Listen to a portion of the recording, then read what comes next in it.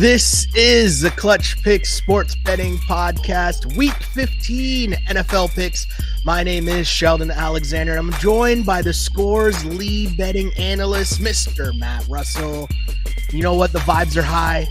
The vibes have maintained high. I try not to come on here and lie to the people. I told the people it would be my goal to get the picks back up and make them respectable.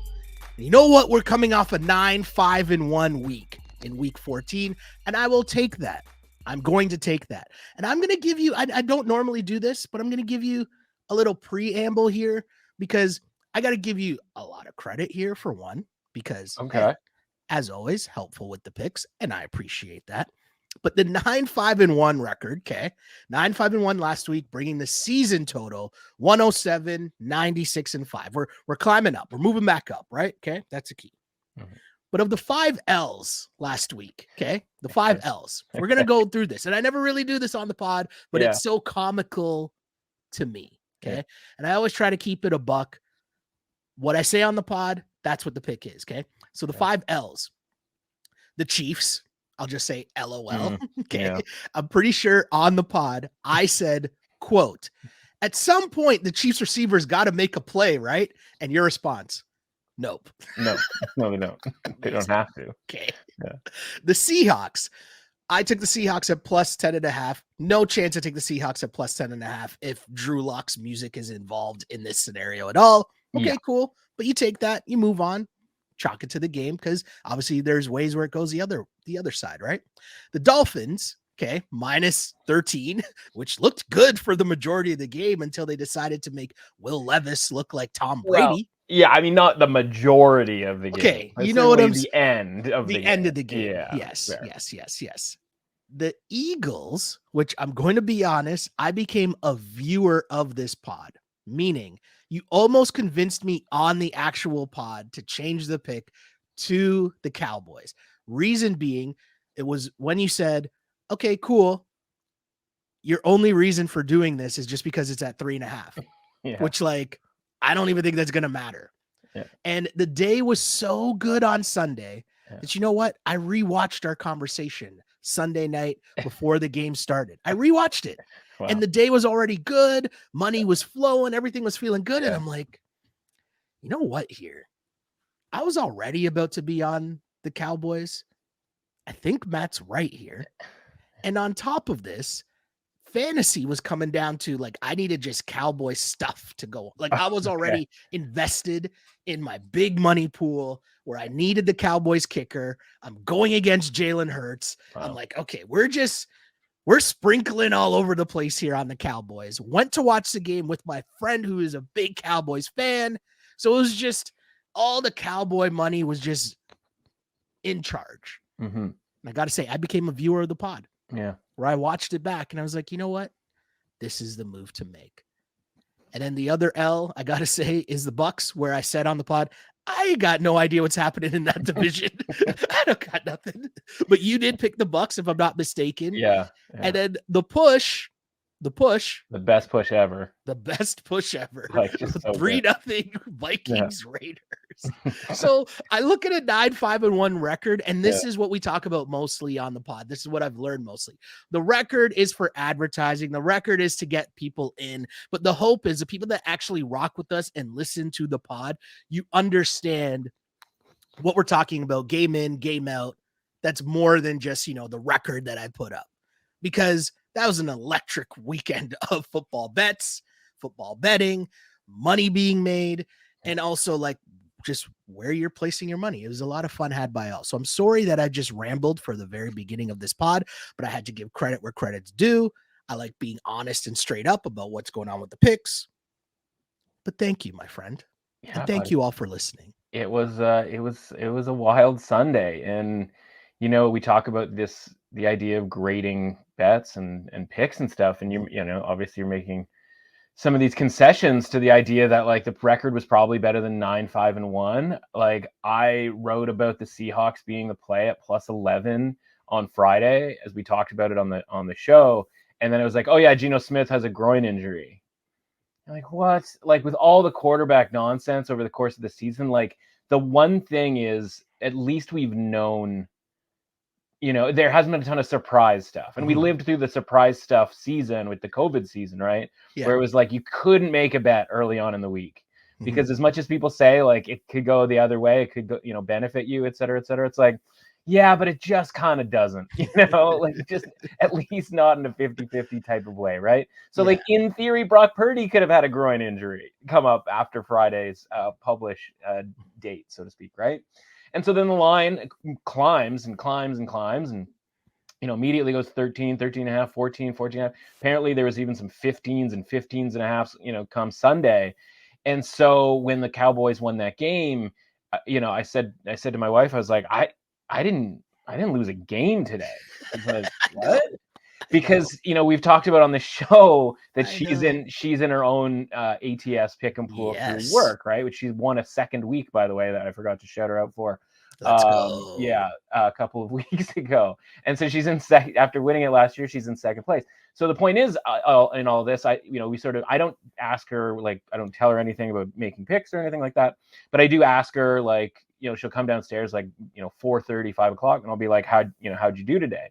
And she'll tell me, and like honestly, it's hilarious how she'll be like, okay, well, I lost on this game, and it's like one of the games that like I was absolutely most certain of, right? So that if we had any conversation I'd tell her like, yeah, that's a circa millions pick for me. That's a this, that's a, but we don't. And so I'm like, oh yeah, no, the Browns got you, or something like that. Yeah. So anyway, I'm like, just so you know, like Cowboys is a really big game for me tonight because we'll watch the primetime games together.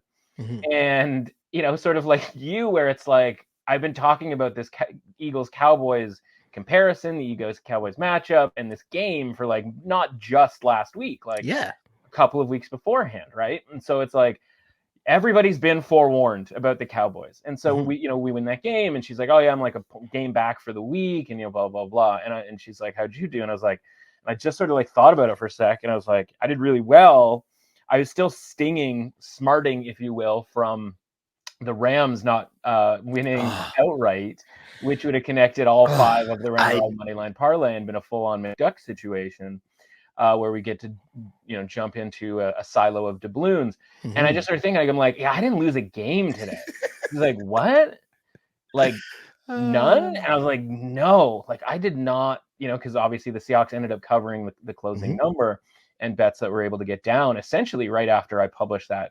So if you read that and you saw Seattle plus 11 and you went to your sportsbook, like you probably saw Seattle plus 13. And even if you got that worst of the number of where it ended up, like you still would have ended up winning. Unfortunately, like it's on print, and that's the difference between audio, radio, and actually having to write this stuff down, where like that goes down as an L, where it's like the vast majority of people, if they bet that based on my opinion, were probably able to take a victory on that. So either way, not necessarily a huge deal, but like it was the one sort of tiny blemish, along with obviously the Ravens getting away with a massive push in the back on a punt return, which by the way, like it's pretty much the only way anybody scores on a punt return. So you'd think like, you'd be able to see that pretty blatant push in the back. Not that would have meant that the Rams would have necessarily won, but people forget when it comes to like money line parlays and stuff, if it's a tie, that's not a loss. And so while the money isn't as big as if they had won, you connect all 10 of those parlays. In just some cases, it's just a two game parlay, right? But when you're connecting 10 parlays together, like that price is going to go up. So like once we hit overtime, I'm like, I'm totally cool. Like if you asked me to, sort of shake hands on a tie right now, I absolutely would have. And I don't know, maybe the Ravens would have gone down and scored anyway, but you throw a 10-yard penalty on the back end of that punt return, and field position gets a lot different. So that was the one that I was still kind of stinging about. But it was weird after, on Monday to sort of be looking back from a point spread perspective. And there's always, this is how it works with bettors, right? Like you look back and you go, man, like if if that game had just come through, like what a big day that would be. Or if that game had just come through, what a big day that would be. And I was like, it was weird seeing games and being like, oh, like there was nothing to complain about really, other than what I complained about, right? Where it's like, we like I said, we obviously won all the games, so we went 5-0 in circa millions. And so a lot of times, like I'll be looking at highlights on Monday, and I'll be like, oh, I should have included that in my, it's like, oh, that was a bet that I had that won, but I didn't include it in like circa millions picks. And I'm looking, I'm like, my instinct is to think that I was like, but you went 5-0 anyway, man. Like it doesn't matter. Yeah. And so it's just sort of weird to kind of not really have that much in the way of complaining. And I mean, listen, I just went 2 minutes on that Ravens Rams game, but nevertheless, an awesome Sunday, and hopefully it doesn't rear its ugly head in a reversal where we end up going like 0-12 or something this coming week. Yeah, I think like for me, the biggest thing that you just said too is kind of like just the understanding of, okay, cool, this is the games, these are the outcomes. And if I'm watching back at the end or on Sunday night or Monday or whatever, and I'm just like, oh, you know what? Like, it's pretty good thinking that there's money left on the table here. Right? Because it's like, It's not like the 5 losses were 5 bets made that I'm showing up on the screen, but It's like you're looking at some of the games that you didn't sprinkle as much or at all. And you're just like, I was kind of confident in that, but not confident enough. Meanwhile, I was doing things like everything was moving. It was like that Niners game, for example, when it started out and they're down 10, whatever, 10-7, I think it was. Oh, I couldn't empty the clip enough on that Niners in-game bet. That was like, I think it was like 7.5 or something like that. I'm like, dreams, right? I can't pour enough into this. What's going on? And everything, you say, like 12-1 or whatever, whatever record you sort of want to sort of count there, right? But like a lot of the stuff, as it does, even in like wins, I mean, how many 2-point conversions one way or another does it come down to, right? Yeah. Browns, like pretty clearly the right side in that game at any number, which obviously, jostled a fair amount, which we'll talk about here in a little bit. But like that comes down ridiculously to a 2-point conversion. And, you could have had the best number, or one of the best numbers available at Cleveland -2.5. And like you literally almost lost on a 2-point conversion. Yeah. And then like the 49ers Seahawks game in a completely different way. Comes down to a 2-point conversion, right? Where it's like, oh yeah, we're gonna go for the 2 here to like cut it to 3, which then would have been a 10-point, difference instead of 12-point. At which point, every number, it doesn't matter when you bet. And so it's just like whether it comes down to like a super important 2-point conversion or a not really all that important 2-point conversion, and you can all sorts of examples, right? Like maybe there's a play in the first half against in the Eagles Cowboys game. Honestly, maybe one of those the 60-yard field goal that Brandon Aubrey makes, right? He doesn't make that, and all of a sudden the ball is on the 50-yard line for the Eagles in what I believe was still just a 7-0 game. It's like, who knows how the rest of the game script kind of goes, there, right? And so like, and you want to talk about those when you win them because they hold a little more value than when you sort of complain about them after the fact, right? And so, honestly, probably the most sort of dead nuts, like definite spread winner was probably the Rams, because of that +7.5, where that was never really all that in jeopardy, and you'd have to come up with more than just one play to go either way. And they end up losing by 6, which is obviously kind of the maximum they could have lost that game by if you go back and you watch that game with how well the Rams played. So most of these games, man, like again, even if you go and 10-5 and 12-1 or sweep Sunday.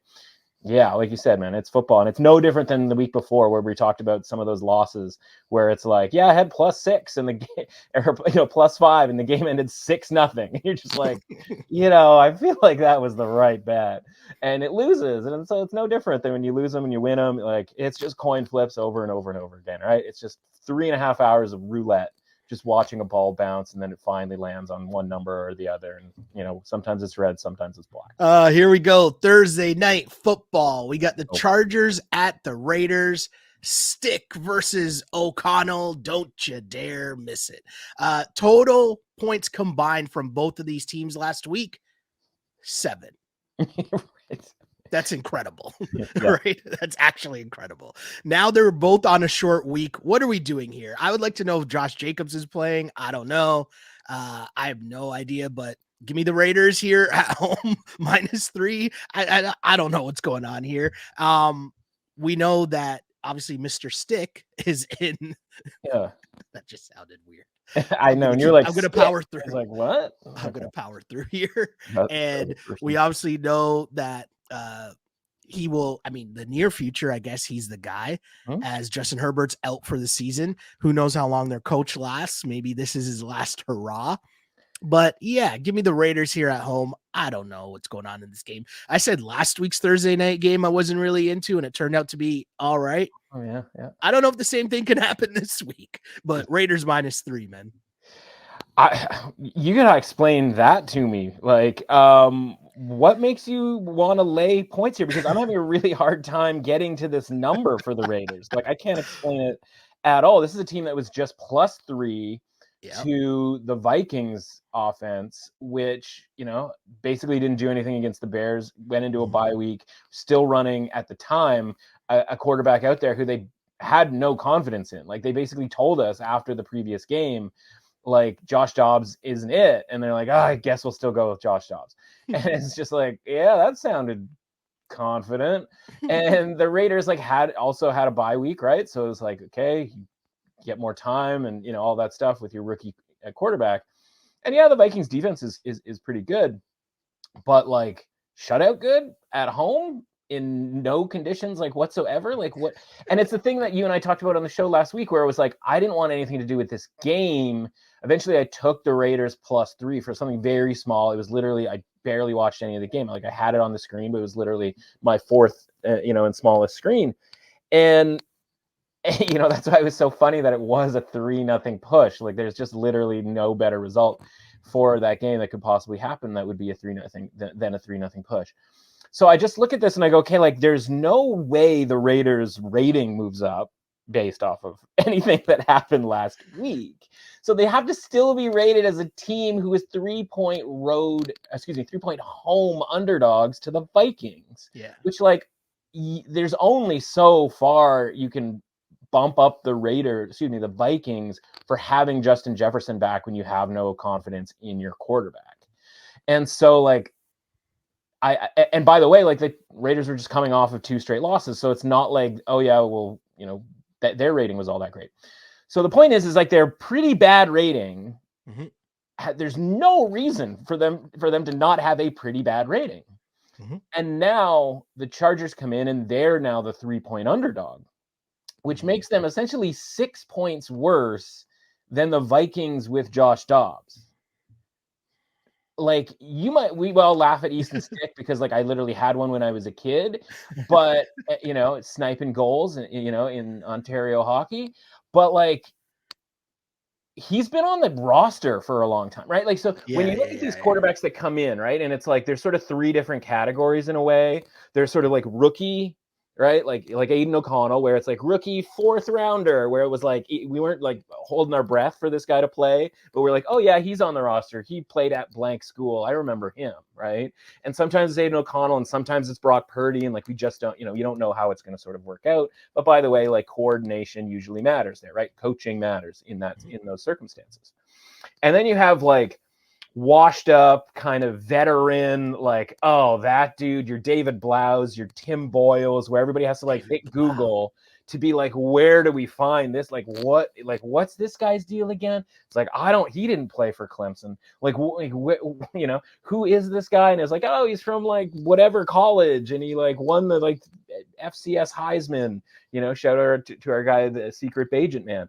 And it's that's not really what it is with Easton Stick, right? He's been on the team. I think this is his 3rd year. He was a very good quarterback in college. He was at an FCS school, but he was at North Dakota State, which is where Carson Wentz went and Trey Lance, et cetera, right? So it's he was sort of in between those 2 guys. And he's been in the offense for a very long time. So, he comes in sort of obviously as in a surprise scenario after Justin Herbert breaks a finger on his hand. And they're trailing, and so Denver can sort of peel back and go after him. And the one thing that he didn't do very well was get the ball out sort of quick enough and adjust to game speed, right? And so there was a couple of strip sacks or almost strip. There's one that was almost a scoop and score fumble.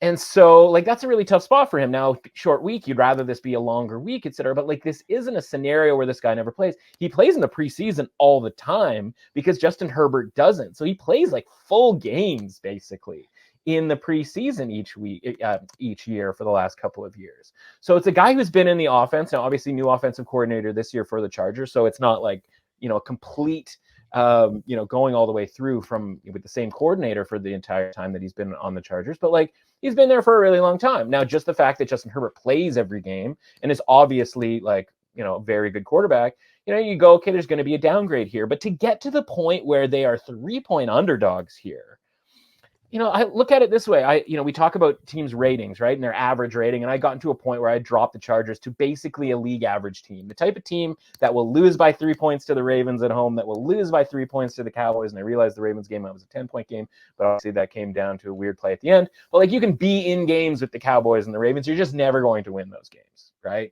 And you can, Lions is another example, right?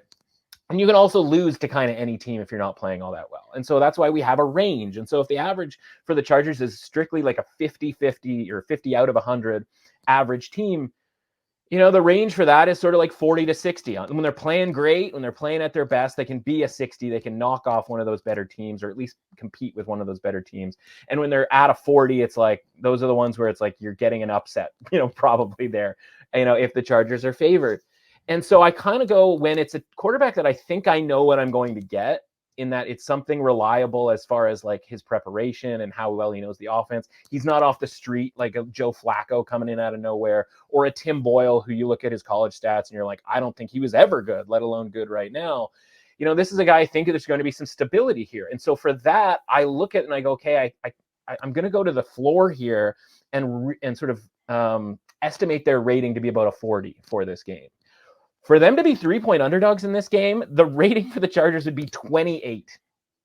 There's just too much good thing. It's weird to say there's too many good things about the Chargers. There's too many good players on the Chargers. The possibility of getting Josh Palmer back is going to help. And by the way, it's not like the Raiders have a shutdown corner for Keenan Allen. That's always kind of the concern when a team has a good corner that they can kind of lock up. Keenan Allen, he's still going to be available to catch passes. And the same thing with some of these other sort of, tangential, the Gerald Everetts of the world, the Austin Eckler, who, by the way, seemed to get a little healthier last week and was running the football somewhat unnecessarily towards the end of that game. But you can just dump the ball off to Austin Eckler, right? They can get him in and out of plays. When I say him, I mean Stick. They can get Stick in and out of plays in this offense so that they can probably have some success against the Raiders. And how much success do you need to beat a team that just got shut out last week and whose offense, again, if Josh Jacobs can't go on a short week, last time we saw him, he was kind of hobbling to the locker room. And by the way, the Chargers defense has actually been pretty good. And so I think they can shut down Josh Jacobs if he's sort of hobbled. And anybody else on that team is, not really all that scary. Obviously Devonta Adams, really good player, but Hall of Fame type player. But if the quarterback is not any good, which at this point, it seems to be it's eroding right now for the Raiders. And that's kind of what we talked about too last week with not really wanting to bet on that game. Because it was if the Raiders had the same vibes from a month ago, we might have something here. But that Dolphins Chiefs thing where it was yeah, we gave it our best and it just wasn't good enough. And now we're looking out at the playoffs and it's it's not going to happen. The vibes have dwindled. They have evaporated here, right? With Antonio Pierce. And you're just left with Antonio Pierce, the head coach. And what I mean? That's not that great. And so it's well, we just saw them get shut out at home. The home field thing doesn't really matter at this point, right? Because it's not like they're doing anything at home last week against the Vikings. And I don't think it takes all that much here. We got a low total here, so the expectation isn't that there isn't going to be much in the way of scoring. But the Chargers defense has done pretty well, right? Outside of that bomb and insane one-handed catch by Cortland Sutton, they didn't really give up that much to the Broncos last week. And so I think they can run, enough plays here to be able to win this game on the road. And I like the Chargers here a ton. And the more that I've sort of thought about it, the more that I like them in this game, because I think honestly the Raiders are pretty much toast. Nope, I'm here. Yeah, I'm with you. The pick has been changed. Chargers +3.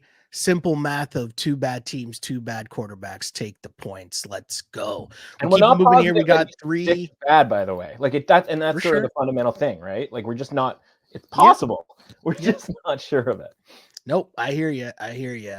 We move on to Saturday games. 3 Saturday games for you this week. We are into that season of the NFL. We got the Vikings at the Bengals. Bengals at home laying 3.5 points. Yes, Nick Mullins, Jake Browning. Don't you dare miss it. Yeah, another banger. Right? We're going from Aiden O'Connell laying 3 points to Jake Browning laying 3.5 points. This is your NFL in 2023, friends. I'm stunned too. the Vikings, as mentioned, put up 3 points and won last week against the aforementioned Raiders.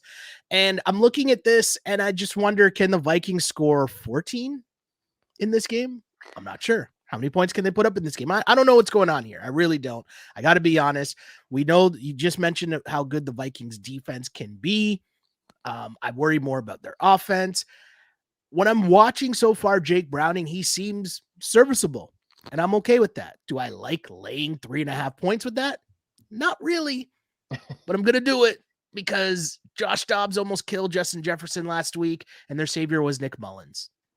Yeah, and that's the thing, right? And that's what that's the uncertainty in this, right? It's weird that the Jake Browning thing has become the certainty or the closer thing to, sort of a constant in this game, and I think Easton Stick and Jake Browning are kind of similar sort of stories, right? Where it's a guy who's been in the league, Jake Browning, a couple of different teams, but, played a lot in college, had a lot of success in college. And, again, knowing the offense and kind of getting up to speed. So, was never going to look great in the first game, but the last 2 games, the completion percentage is through the roof. So I can see how, you'd be interested in backing the Bengals right up until the point where you realize that you're laying, obviously over a field goal, right? And the Vikings defense is potentially good enough where this just does come down to a super, again, what else is new this year in the NFL, like a super low scoring game where every point sort of matters. And Nick Mullins starting in this game, we don't know yet necessarily what the Justin Jefferson scenario is. Like, that's a thing that I'm going to want to know, right? If Nick Mullins is going to be the closest facsimile to Kirk Cousins with regards to, doing what Kevin O'Connell wants. Like, Josh Dobbs is not the starting quarterback for the Vikings. Not because he doesn't have some skill or some, things that he can do, which obviously his probably his best role. I think we've talked about this before, is he should just be a free agent all the time and just sub in for, teams, for the last second. Like, he might be the best option for the Texans, for example, this week, if he just, signed off the street. Whereas Nick Mullins is he's been, on the IR and sort of kind of in the background, if you will. He probably would have started if he was fully healthy. They probably wouldn't have needed to even trade for Josh Dobbs. And so I don't know what we're going to get from Nick Mullins, especially with Justin Jefferson, but I do know that he fits what Kevin O'Connell wants to do as far as drop back, throw the football, right? And that's Josh Dobbs' drop back, take one read and panic. And sometimes it works out and sometimes it doesn't. Whereas Mullins, as has some experience, obviously, with a pretty similar offense in, San Francisco, where, you're not there to do a bunch of crazy stuff back there. Mm-hmm. You're supposed to make a couple of different reads, and get the ball out. And I think you can see, I could see them having success in this game. And so that scares me a little bit because I have futures positions on the Vikings to do bad stuff, not make the playoffs, under their win total, et cetera, et cetera. Because, back in the halcyon days of Joe Burrow being available, I have Cincinnati to do good stuff. So Joe Burrow's not going to win the MVP. The Bengals aren't going to, make the Super Bowl. But they might make the playoffs, especially if they win games that they are favored to win, which is this game, for example. So for me, I'm just going to be watching this game, first thing on that Saturday, which is a low-key one of the best sports days of the year. Nobody really talks about it because I think people are panicked about Christmas shopping and the families are, trying to drag them to different events and that sort of thing. But you got 3 NFL football games. You get a host of 7 college bowl games. College basketball is just an absolute loaded bangers only fest as far as matchups are concerned. Hockey and the NBA. And so this is definitely one where I'm, put on the fireplace or grab a hot chocolate or, all that kind of good stuff and stay home and watch these games. But honestly, I can't tell you one side or the other in this game because I'm not comfortable at this point doing something that we haven't really done with the Bengals under Jake Browning, which is lay more than a field goal in a game where the other team has a pretty good defense and a quarterback that might give them an offensive boost that we haven't seen, honestly, since Kirk Cousins got hurt. Yeah, no, totally with you there. It's a tough one for sure, but I got to pick a side, and I'm picking the Bengals just because I feel like I know more about them and their situation at this point. Before we get to our next matchup, I got a couple questions for you. Are you a sports fan who wants to spend more time on game analysis and less time on cooking? Do you want to eat healthy and delicious meals that boost your energy and focus? If you answered yes, then you need to join me and get Factor, America's #1 ready-to-eat meal delivery service. Factor delivers chef-crafted meals right to my door. You can choose from a variety of cuisines and dietary preferences and get your meals delivered in time for the big game. I'll be treating myself to high-quality, delicious meals over the holidays. They have over 35 plus chef-crafted meals every week that support a healthy lifestyle. I'm a fan of Protein Plus, but Factor has a variety of meal preferences, including Calorie Smart, vegan, veggie, and other wholesome options. No more ordering pizza or takeout that makes you feel sluggish and bloated. With Factor, you can join me in enjoying nutritious and tasty meals that help you win more bets. Factor, the smart choice for sports fans. Head to factormeals.com/CPPicks50 and use the code CPPicks50 to get 50% off. That's code CPPicks50 at factormeals.com/CPPicks50 to get 50% off. Sounds like a great deal to me. Now back to the games. I keep it moving though with the Steelers at the Colts. We're still on Saturday. Saturday game's still going well. And I look up at weird spreads again, and I think Kenny Pickett, Gardner Minshew, don't you dare miss it. Colts at home, favored by 2.5 points. I got to be on the Steelers here. Steelers getting a little bit of extra rest here as they obviously played last Thursday, but it's only just Saturday. You can do some quick math there, figure that out. Either way, I mean, they put up points against the Pats. I mean, it's not like it was beautiful, but they got some points against the Pats. Give me the points here against the Colts. I feel like I know the Colts play better at home. I feel like that's a thing that we've witnessed this season. But I wonder if they'll struggle to score against the Steelers. That's my question to you. Yeah, I mean, we have a couple of injury issues in the concussion protocol, right? Where, Yes. basically both of the Steelers' two best players are, in concussion protocol. That has really just been more of a concept than an actual rule or anything like that as the season has gone on. You'll remember when people stopped getting COVID in the NFL, just nobody got COVID anymore. Like, that was an incredible thing. No one's concussions last longer than a few days anymore, which is a very cool development for brain science. And did they just change TJ Watt's visor? And it's like, wait, what are we doing here? Well, it's just not as bright, so his brain is fine. It's like, I don't really think that's how you fix concussions. I might be out on a limb here because everything I've heard from anybody is like, oh yeah, everybody likes Pittsburgh at +3, and that's why it's 2.5. And anytime this number goes to 3, people are gobbling up the Steelers. I like the Colts in this game. You mentioned, obviously playing at home, but for me, it's what did we just see from the Steelers last week at home against the Cardinals and the Patriots that would lead us to believe that they have a switch to flip when that switch, if it isn't flipping by the fact that you were in a position to honestly beat the two of the 5 worst teams in the league and basically solidify a playoff spot, getting to 9 wins, right? At home. Sorry, is this Trubisky or Pickett? Is Pickett back? This is Trubisky. Trubisky still, okay. Yeah, sorry, I don't know if I said Pickett or whatever. I said Pickett. Oh, you did? Okay. Yeah, no, I mean, this is Trubisky again, and it's okay, everybody's oh, they're indoors now. It's it's a fast track, as if that's really mattered at any point to the Steelers' offense all season long, right? There hasn't been a circumstance where it actually was any good. And so the Colts here, we talked last week about the idea of them getting their best run defender, Grover Stewart, back.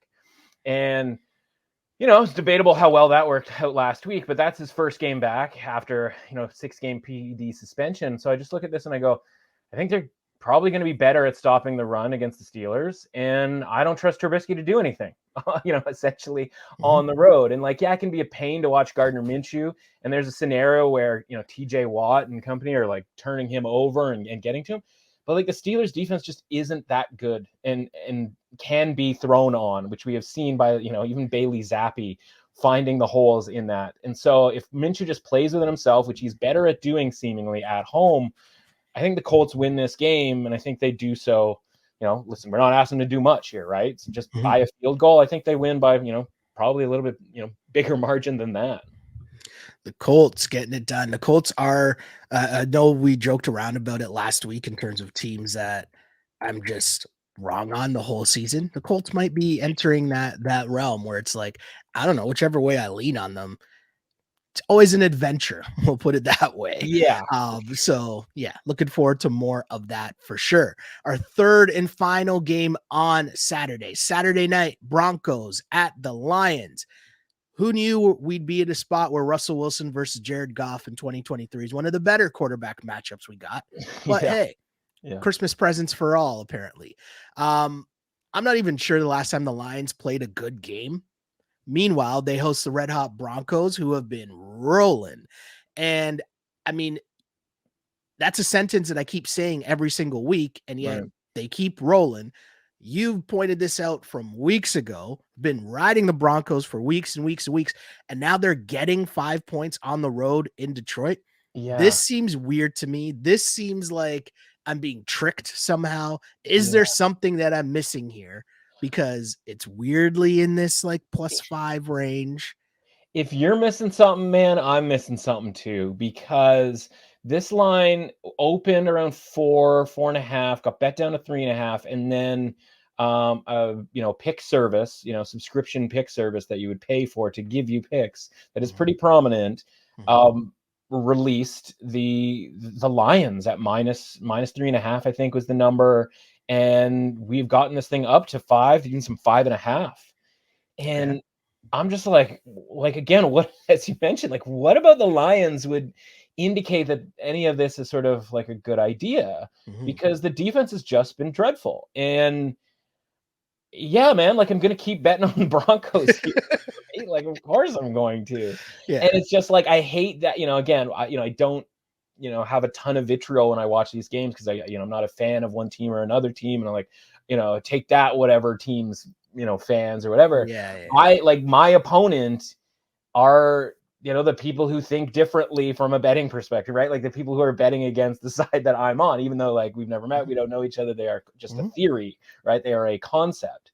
So like whether it's the people liking the Steelers this week or the people liking the Lions this week, I'm going to be going against like these opinions that seem pretty pervasive. And so it's going to be a very interesting Saturday for me, because these are two of the games that I like honestly feel kind of the most strongly about. Maybe it's because there's so many of these games where we don't really know, what's the quarterback situation? How is Nick Mullins going to play? How's Easton Stick going to play? Like we're all kind of theorizing on it. Just look at it and I go like, the Lions defense is bad, man. And like, if Russell Wilson doesn't turn the ball over, like they usually win or come damn close to doing it. Even when he did turn the ball over against the Texans, right? They came damn close to winning that game as well. And so this is a game that I've had circled with, relatively high leverage as far as like coach of the year is concerned. I think Dan Campbell has to, even despite the fact that he's still like co-favorite to win coach of the year, he's got no chance at winning coach of the year, in my opinion, after the way that the Lions have played these last handful of weeks, right? And it wasn't just the Bears, it's the Packers as well. The turnovers are still happening, et cetera, et cetera. And like, again, I believe in the Broncos defense this latter half of the season. And so I just think about like, how is this game not coming down to the wire one way or another here? And I think honestly, the Broncos are a decent option on the money line as well, because again, we've been backing this team, and by and large, we have gotten, even in sort of losses where it's like they don't cover against the Vikings because of the 2-point conversion, speaking of 2-point conversions coming down to it, or that game against the Texans, it's like, at least we know what we're getting with the Broncos. And so, unless Russell Wilson has some sort of injury here, which I want to get like knock on wood and like reverse jinx that now, because this is the type of thing where it's like, what are people thinking betting on the Lions? And then Russell Wilson, like, pulls a hammy in the first quarter, and you're sitting there wondering, how do people know this? But obviously they don't. But by the way, like we still haven't seen the backup quarterback for the Broncos just yet. And there was rumors earlier on in the season that people were into Jared Stidham in the Denver offices. So maybe that's not even the worst thing to ever happen if that was the case. But hopefully it doesn't, because at least again we know what we're getting from the Broncos. And again, like I think a pretty good effort here. And it's not like the Lions don't lose games at home. They probably should have lost their last, honestly, 2 of them. Yeah. No, I totally with you. I don't get it at all. Denver +5 is my bet for sure. And Sunday when things roll around and I'm looking at the Sunday sked, Whew. I'll either be up or down, but I feel like either way I got to start here with the Cowboys at the Bills. Bills at home. Bills hot. Bills looking good. Bills suddenly in a playoff race. Bills -2.5 at home to the Dallas Cowboys. Bills have put up like consecutive weeks of very solid performances, but they've also needed apex Josh Allen to do so and survive some coaching malpractice from your boy. Mm-hmm. Now, I feel like it's odd that I'm not saying about the Cowboys right now, but Yeah. McCarthy's kind of doing his thing as well. Cowboys are rolling. They're in Buffalo. The weather doesn't seem like it's going to be a problem as of now. To me, I'm taking the points. Cowboys +2.5. Cowboys roll. Let's go. I don't know if the Bills, I want to see the Bills offense keep up with the Cowboys offense if everything is, nice and calm weather-wise in Buffalo as it appears to be. Give me the Cowboys +2.5 here. Yeah, let's talk about home field advantage, right? As a concept worth reminding people like what that's actually worth, right? And so home field advantage right now is worth about 1.63 by my calculations. Better teams at home, or sort of like leaning teams at home, would be like the average is around 1.75. Obviously, there are some teams like the Chargers, the New York teams don't really have much in the way of home field advantage, where that's why the number gets dropped a little bit. Like the highest you kind of ever see right now for home field advantage is 2 points. Okay. So if Buffalo is one of those teams that gets a full 2-point home field advantage, this implies that the Buffalo Bills are better, a half point better than the Dallas Cowboys. And, I think the case right now that people are making is that the Cowboys have been sort of propped up by, kind of a cozy scheduling situation, which, again, can't argue with, right? 3 straight home games with pretty significant breaks in between as far as rest, advantage, et cetera, which is, again, one of the reasons we liked the Cowboys last week against the Eagles, right? Who knows what happens if those two teams meet in the playoffs? I doubt that line's -3.5. And people are like, well, okay, like the Cowboys, this big win against the Eagles, but like, what would you qualify the Bills win against the Chiefs as, right? Totally. That's a pretty massive, Huge. back against the wall. We've been working towards this full, bye week after the Eagles, defeat, and then, getting ready for that game and like just kind of barely off, like quite literally barely winning that game, being maybe a foot away from winning that game from a guy lining up. So I just go like, we're kind of getting to a point where like I have a real hard time, even if sort of theoretically Buffalo might be the right side, making the case that based on the fact that the Cowboys rating has gotten up to the point where like I have them kind of in the mid to low 70s. And we talked about how just a few weeks ago, the Bills were being rated in like the high 50s. Yeah. Because, right, we were sort of tracking how far they would fall down. Well, they have shot all the way back up. And obviously competing with the Eagles and beating the Chiefs is like what's gone into that. And this idea that, listen to people talk about the Bills and like the money that they're talking about, they've bet on the Bills to like win the Super Bowl and make the playoffs. And like, we talked about this a couple weeks ago. Like I got on the Bills to make the playoffs, and that has like worked out quite nicely, at least from like an odds change and an equity perspective. But like, you watch that game against the Chiefs and they get up to that, 2 touchdowns pretty early on. And then the rest of the game is them basically doing whatever they can to bleep it up. Oh, yeah. Right. And it's like, this is the team, like you think if they don't win the division is going to go on the road 3 straight weeks, especially if they, finish like in the 7th seed as a wild card. It's like, you're going to have them come back to Kansas City, win that game. Then they're going to go to Baltimore. They're going to win that game. And then they're going to go on the road to that next team, which like, by the way, might be Miami based on the fact that you've already, beaten the Chiefs and Baltimore. It's like, you're probably going to have to beat all 3 of those teams unless something crazy happens and they win the division.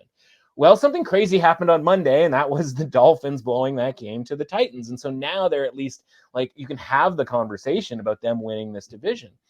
But it's not like they've been rolling over, and through these teams. And so I just look at this and I go, I don't think there's a bet for me in this game, at least on the side or the total. I think this is a game where, I just mentioned, like I have position on the Bills.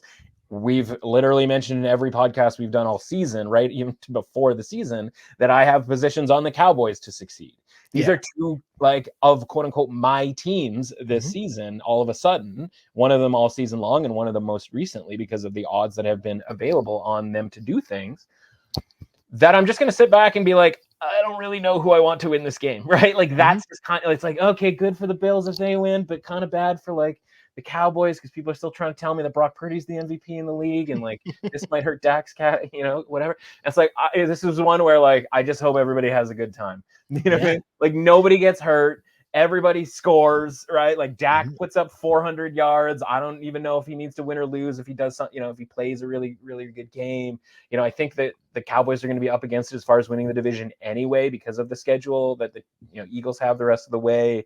So it's like, kind of have to a little bit give up on that idea, but who knows what happens, right? If they win, then maybe there's a chance, right? So the point is like, it's kind of like a fork in the road thing where it's just like, you tell me which way we're going to go here with regards to this game. I'm just going to sit back, watch it. Really, obviously really a lot more interesting of a game than it is a betting opportunity. Whereas last Sunday, in both instances, it was a far better betting opportunity, or the betting opportunity at least matched the game. This one is just more like, let's pop some popcorn, maybe get a second round of hot chocolate going, and and watch a really entertaining game. You could talk me into a Dallas plus 8.5 though on a teaser. And so, like, maybe that's the play here, right? Finding a leg to go with that. No, I hear you. I think the way that I look at this game is more so I'm getting points with Dallas. I think they're the better team. I think this might even be a weight class thing, but we'll see. That's the beauty of the NFL. You get to play the games. Dallas plus 2.5 is the bet here for me. It's Keep a hell of a test on the Cowboys. Sorry, it's just a hell of a test on the Cowboys' seriousness. Right? Massive. Are you serious about doing this, right? Like, this is a tough spot for them. Totally agree. We got the Bears at the Browns. Browns at home and favored by 3. Justin Fields and Joe Flacco. Don't you dare miss it. Big win by the Bears versus the Lions last week. You got me to flip on that one. You also got me to flip last week on the Browns, who got a massive performance from Joe Flacco. You did say Joe Flacco would look a lot more comfortable in his second go-around, and I think a 3-touchdown performance fits the bill. Side note here, I know nobody cares about my fantasy team, but you got to start 2 quarterbacks. I got Trevor Lawrence and I got Patrick Mahomes, outscored by my QBs on the bench, Joe Flacco, Zach Wilson. Outstanding stuff. Why do people play fantasy football? Honest to God, I don't know. Don't get me. I know nobody cares about mine, but believe me, I got stories. So, as you're right, Joe Flacco seems to have, at least through a couple weeks, makes the Browns more stable at QB and on offense. So now this is about Fields to me. Fields versus Cleveland's D. We discussed last week, Cleveland's defense playing better at home. Guess what? They're at home. I'm laying the points with the Browns here, -3. Not buying into the Bears. I think that was a matchup thing against the Lions. I'm okay with the Browns.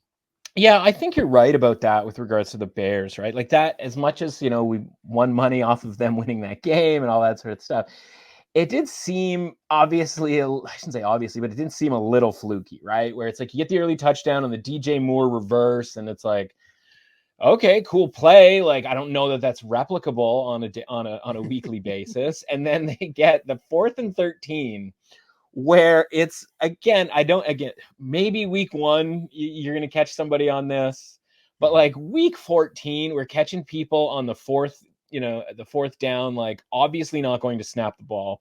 It's 4th and 13. They're in, essentially no man's land. They're trying to get an offside so that they can kick a field goal. They're not even trying to get an offside like on 4th and 6, where they can get it down to a 4th and 1 and go for it. It's 4th and 13. They're just trying to get 5 yards so they can get into like borderline field goal range.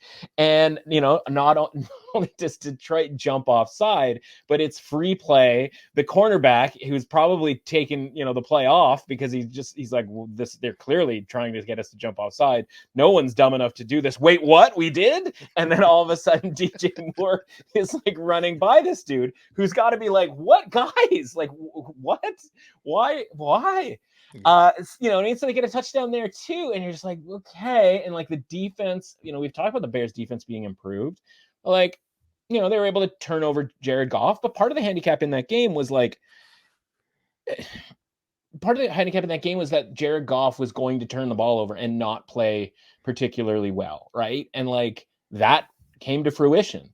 Lions were still able to run the ball. I think 150 total yards against the Bears, which is a little bit scary when you go to play the Browns.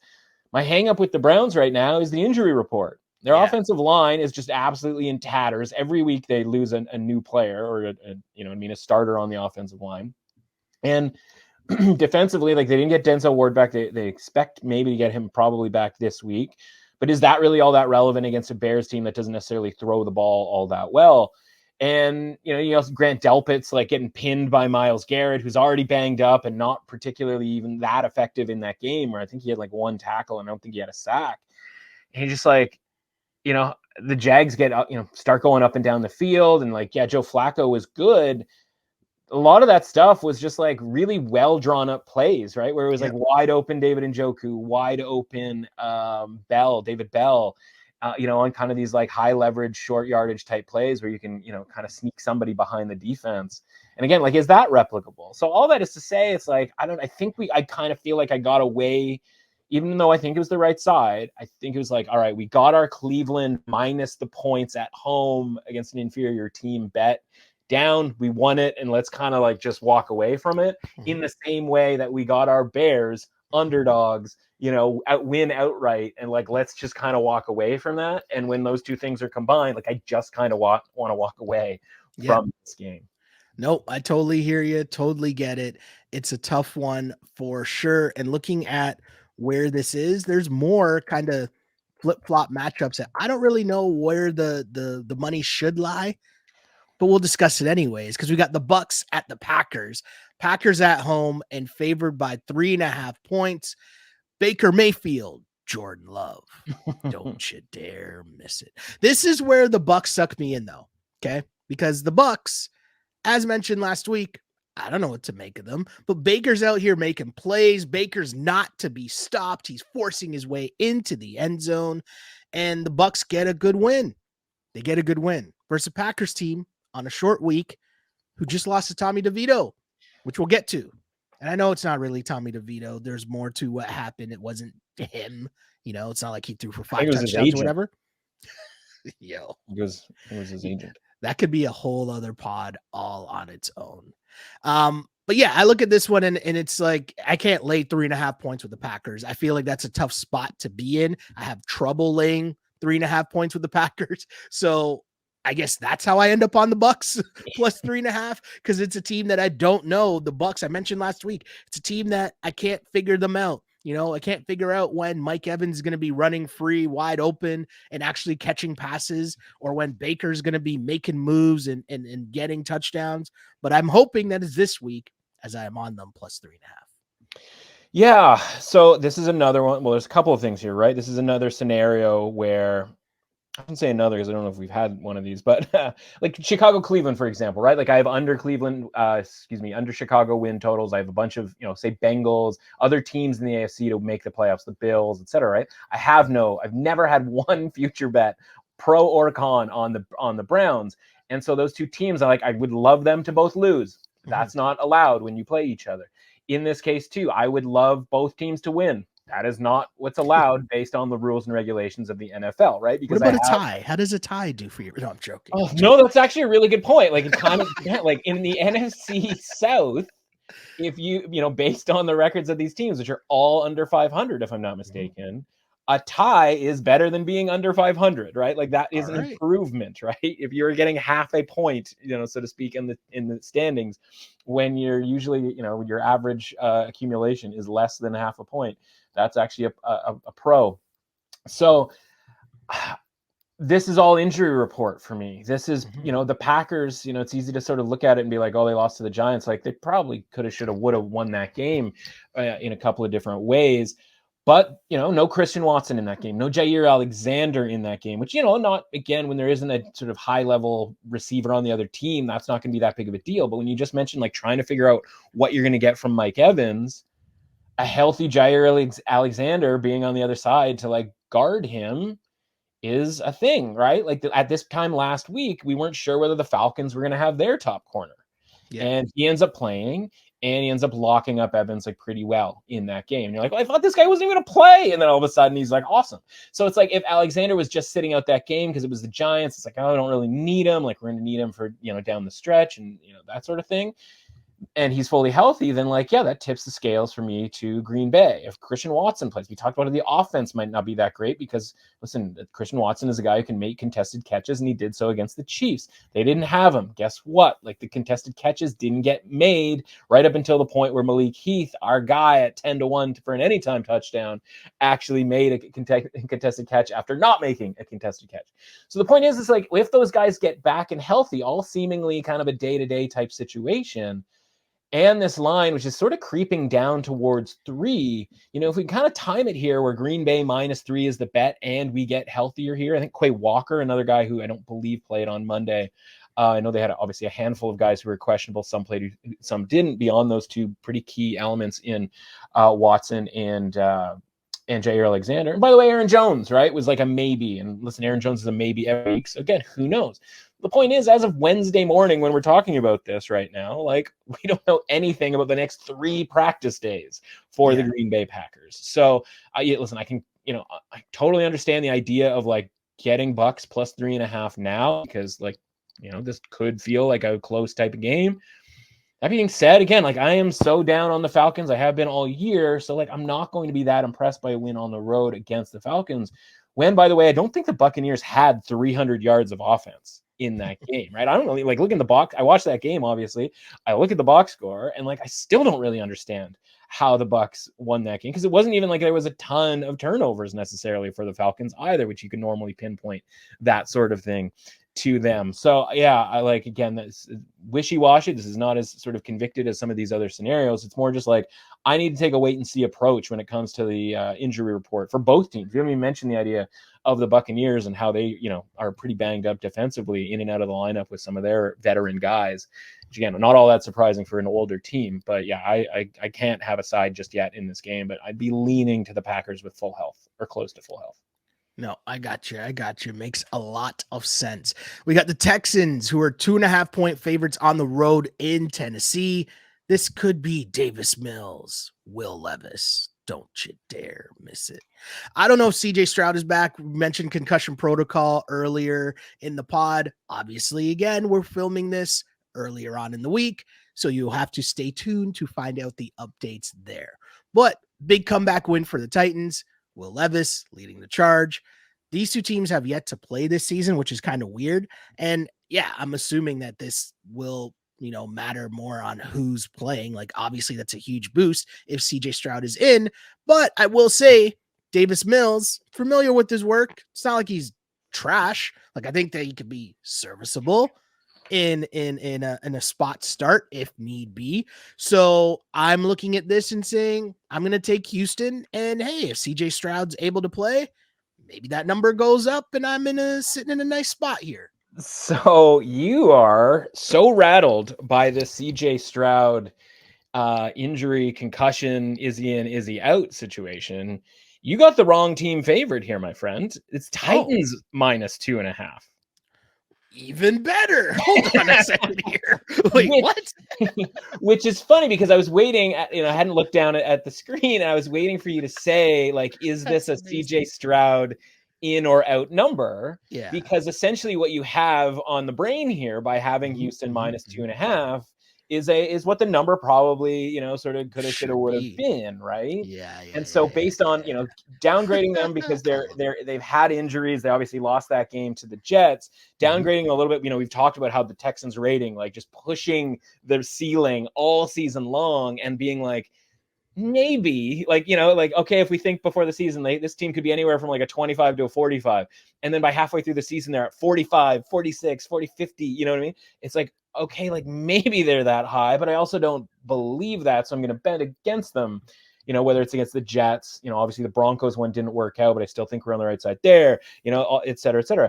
And so like a 45 in this game against the Titans, who, should have gotten a little bit of a boost after beating the Dolphins, would make Houston around -2 in this game, -2.5. So it makes a ton of sense for you to sit there and be like, 2.5 point spread. Like, of course, that's Houston being favored, because for some reason, we haven't seen a ton, and again, it's Wednesday morning, so like who knows, but like we haven't seen a ton of talk about the idea that like based on this point spread that is Titans -2.5 and has gone up to -2.5, is that it doesn't look like CJ Stroud is going to play in this game. Because as you mentioned, right, like Houston plus 2.5 with CJ Stroud is a really good deal, right? And it would be a phenomenal teaser leg. Imagine that, right?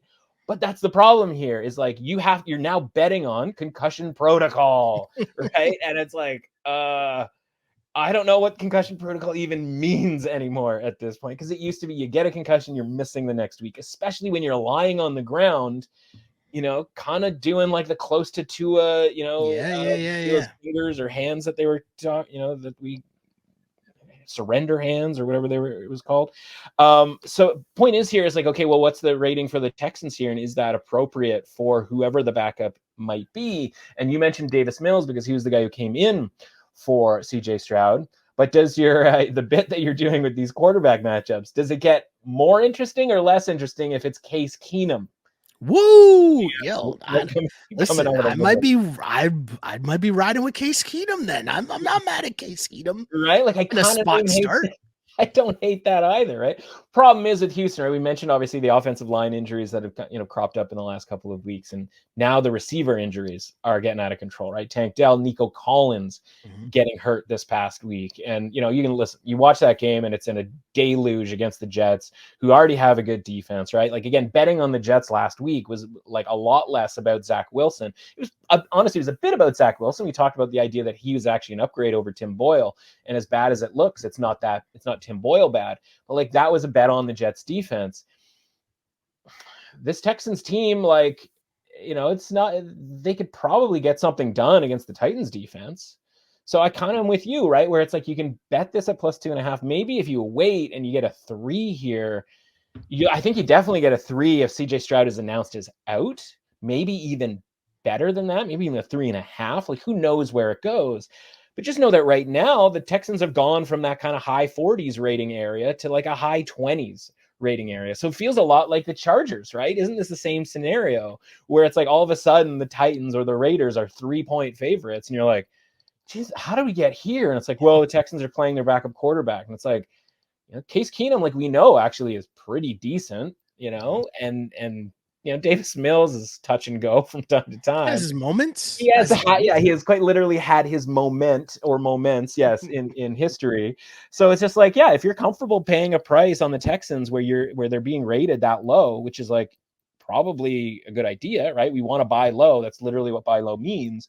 Then the Texans are probably the side in this game. Obviously, short week for the Titans. We have a jump and hugger, right? Jump and hug game on Monday night, which is never ideal for a team that like is better as an underdog, or at least historically better as an underdog, is now all of a sudden the favorite in this game. So, if Case Keenum plays, is Will Levis definitely the better quarterback in this matchup? Like, I don't even know if that's, I don't know that that's necessarily true. So another game where, listen, we're at this point, like, guess what? It's going to be a theme for the next few weeks of, hey, injury report, right? Like, gotta find out A, who's starting at quarterback, B, who is the star receiver going to play, C, is the best defenders on a team playing, right? Like, this is the stuff that's going to matter going forward here of these final few weeks, more than the concept of like motivation and this team needing this or this team quitting, because like that doesn't happen in the league. It's more just like how banged up are some of these guys. And if you see that they're on the injury report, understand that they're probably going to be compromised. Myles Garrett, for example, right? We just mentioned him. It's like, that's a dude who's going to play through whatever injury he has.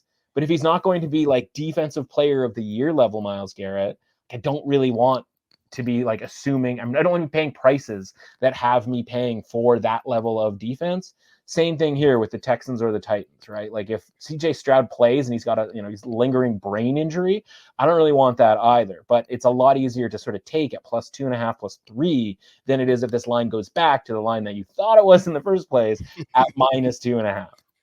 So funny. Yes. Give me Houston plus the 2.5 for sure. In that one, we move on talking about taking points. We got the Jets at the Dolphins. Dolphins at home and laying 8.5.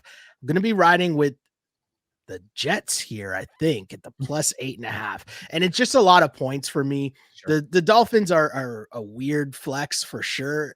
And this isn't even about what happened to them at the end of the game on Monday night, but I just think, the Jets and Dolphins divisional game, the Jets just are a team that won't go away, if that makes sense. Like, they're not good. Do you know what I mean? They're not going to make the playoffs or anything like that, but they're always interesting. They're always doing stuff, and they have talent. This is a talented team.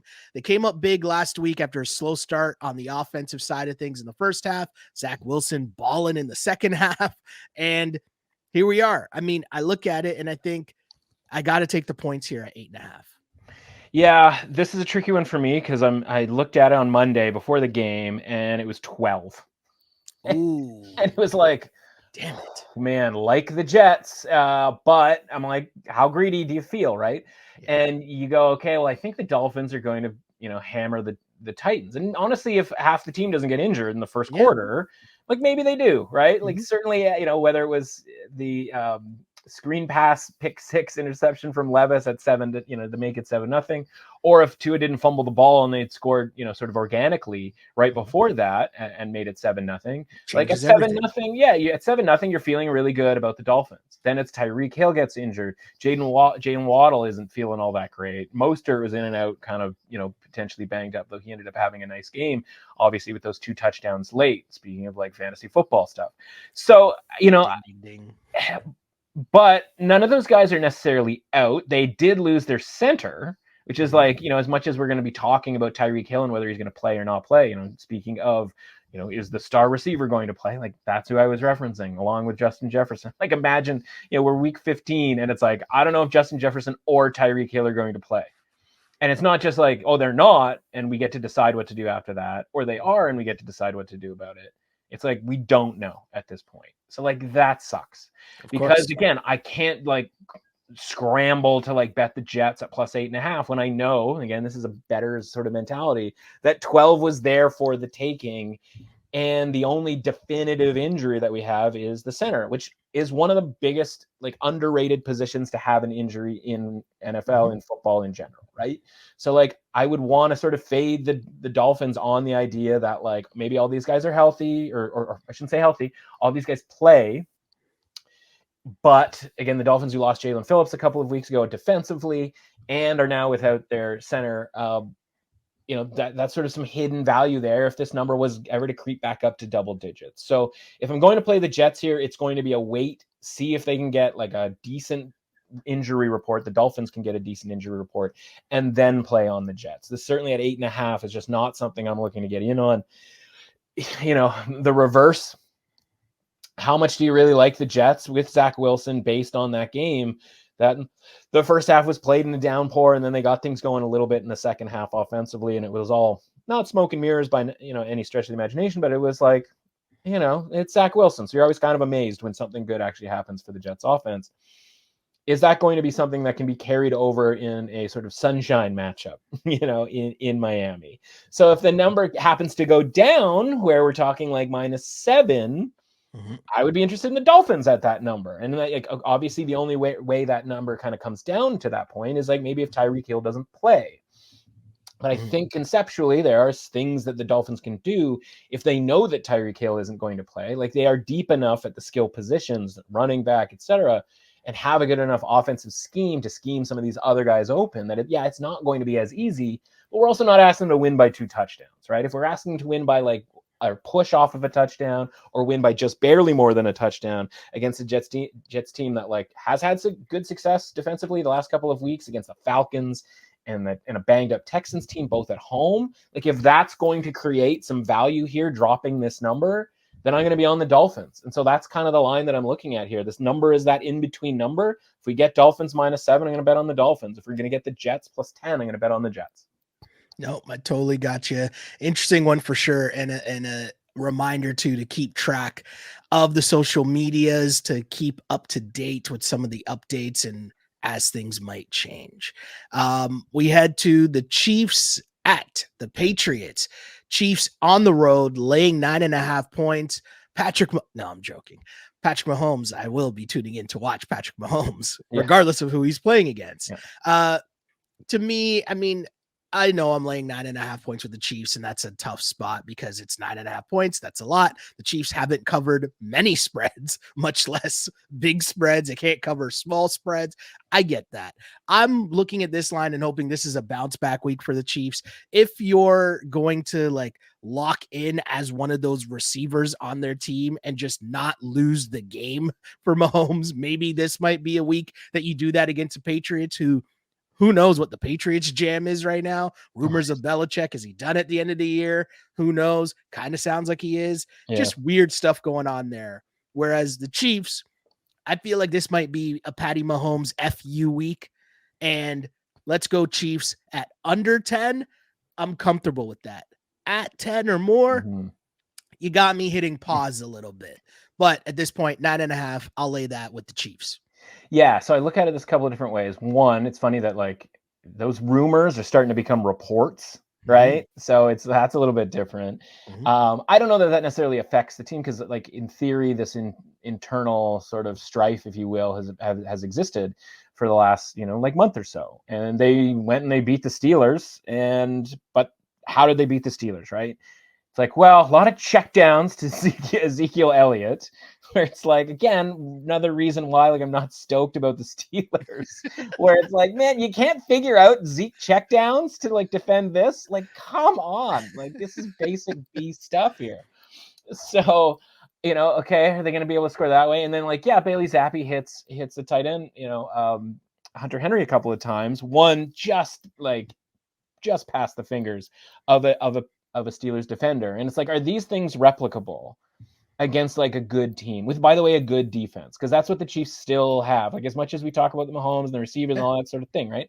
Like, the reason to like the Chiefs, the reason to like ever, honestly, at this point, bet on the Chiefs at big numbers is the idea that the other team might not be able to score. And so like Josh Allen gets a couple of touchdowns early, but then nothing after that, right? Obviously a couple of field goals and they end up winning that game because they did a good enough job defensively as well. And so it's like, well, what are the Patriots going to do against the Chiefs defense here that like is any different than what they did against the Chargers defense a couple of weeks ago, right? Like, I don't know how they score, against this team. And then it's like, well, how many points do you even need out of the Chiefs? Which is such a crazy thing to even say, that you might even be like remotely worried about. Like, oh man, how many, can you get 10 out of the Chiefs? Like, yeah, I think we can get 10. I think this game, I think you're right. I don't know if like the narrative element of like, oh, like, FU type game or whatever, but like, I think it's got their attention, right? Like, at least there's a focus element here after that loss. Like, I always kind of like the Chiefs more off of a loss than I do off of a win, even if it is sort of a big number here. And normally this number would be kind of inflated if they had, say, beaten the Bills. If that played counted, for example, for instance, right? Yeah. And they win that game, like, this number gets a little bit inflated. But right now it's about fair. Maybe even, it's a tiny bit inflated because you don't want to put this at 8.5. Because then you can tease it down under 3, which would just be like banger teaser leg of all time. So like, if you find an 8.5 out there, just wail away on a teaser at -2.5, like, go nuts. But honestly, anything under 10, as you said, like, I like the Chiefs here. I think they get to 20 points, and I'm not convinced that the Patriots get to 10, honestly. And so it's kind of crazy to see a Chiefs game with a total in the 30s. But like, that's the circumstance where we're headed here. So yeah, I like the Chiefs here. Call it a bounce back, call it whatever you want. It's more just like, I'm not buying into anything that I saw from the Patriots in that janky game on Thursday night, where it was checked down to Zeke and like hope nobody notices that Hunter Henry, is open. So yeah, I mean, give me the Chiefs here for a big win, and then maybe we'll get back to like fading the Chiefs, afterwards. But or maybe they just go scorched earth because their schedule is honestly pretty easy with Vegas, Cincinnati at home left on the schedule, and then the Chargers with Easton Stick, who may or may not be good, or might not even by that point we might be deep into Max Duggan territory by week 18. Who knows? Who? No, I'm joking. Yeah. Exactly. We move on here. Yeah, rolling with the Chiefs here. Move on to the Giants at the Saints. Saints at home and laying 6 points. Don't know how that's a thing. Even if we're going against Tommy DeVito here versus Derek Carr, guess what? Don't you dare miss it. I can't lay 6 points with the Saints versus anyone, not name the Panthers. I mean, they beat the Panthers last week, but we've been fading the Panthers week in, week out, and cashing money betting against the Panthers week in, week out. Now, the Giants are an interesting story. Tommy DeVito, his fam, the agent, all that stuff aside, the Giants have looked functional, right? They moved the ball. I mean, as much as I was almost called him Zeke. That's terrible. Saquon tried to give the ball away by literally fumbling all on his own. They've looked functional. They haven't really shot themselves in the foot. And you're giving me 6 points against the Saints team that I still don't understand how Derek Carr is still their quarterback. But as long as you're going to continue to put Derek Carr out there and you're giving me 6 points, I'm taking the 6 points with the Giants here. Yeah, this is like the time you buy a car and then you realize, like, within a couple months, like, it's just a lemon, right? And you're like, what are we supposed to do with this car? And it's just like, they'll just got to ride it out. You just got to, like, we paid a lot of money for this car. It's like, yeah, but we're constantly, like, tinkering with it to, like, get it running, and, like, it just doesn't work. And, like, honestly, like, I don't really kind of like the look of it anymore. It was just kind of, the price was okay, but, like, you know, we got a deal on it, but it was still expensive. It's like, that is quite literally the car that the Saints are running with right now in Derek. Cause it's like, there's no reason this guy should be playing quarterback at this point. Like, Jameis is right there. And I'm not even telling you Jameis is like some great option. Like, I don't want it to sound like that, but this isn't. Yeah, but it's a guy that we've heard of, man. Like, this isn't some of these characters. You know, speaking of characters, like, I think the Giants, he's not their agent for the entire team. Tommy DeVito's agent looks like the real life version of the bad guy in the Frosty the Snowman animation. You know, the guy with the hat, right? Oh, yeah. Like, if that guy came to life, I'm pretty sure that guy is I was calling the Giants agent. I need Tommy DeVito's agent and the Big Dom link up. That's what I need. Yeah, they should have a podcast. Streets needs. In fairness, they should have a podcast.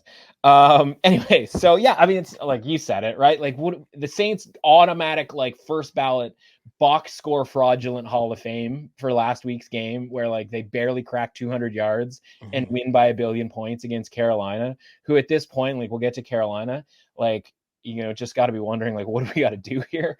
Well, maybe not get a punt blocked. And God, I love punt blocks, right? The punter just never sees it coming, and it's just the best. But yeah, like, I was watching that game. We were on the Saints, and on the Saints pretty sizably, and you're just like, I don't know how they're going to cover this game, even after the punt block. It's, you know, 14-6, and you're like, this has, you know, backdoor field goal, something stupid, like, written all over it. But, like, the Panthers just couldn't convert anything, like, fourth down, anything to kind of get over the hump there. And, like, that was great for our bet, but it was like, I'm never doing this again with the Saints. I'm never laying this amount of points. Like, this is a one-time only deal. And that's the situation that we have, honestly, for the rest of the season. I'm not with Derek Carr. Again, when we talked about this last week, we thought Jameis Winston was going to play because Derek Carr was so banged up. And we were like, Jameis Winston, like, let's get a little loose out here. And, like, they didn't get loose, but they still somehow managed to cover. And yeah, again, we talked about, you know, one play making the difference in covering a point spread. You could easily tell me that punt block in the second quarter was the one play of that. If that had gone differently, maybe that game goes wildly differently. So yeah, give me the Giants here, +6. From the Giants +6 against the Saints to the aforementioned Panthers, who are at home hosting the Falcons.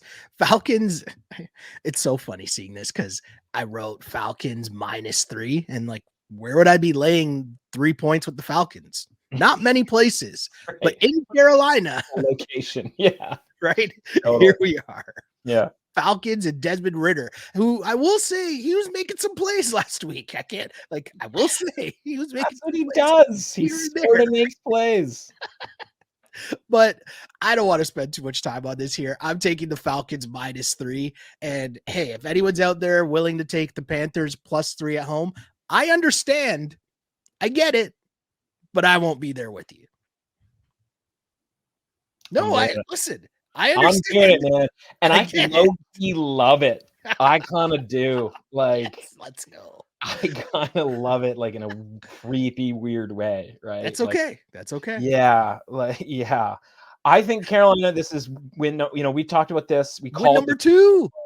Yeah, we called it when they beat the Texans, right? Where at the end of the season, you're gonna look up and the Panthers, who again are trying to win because they don't have their first pick, and this is getting embarrassing, right? As you know, with BEAR embarrassing, because they're handing their pick over to Chicago.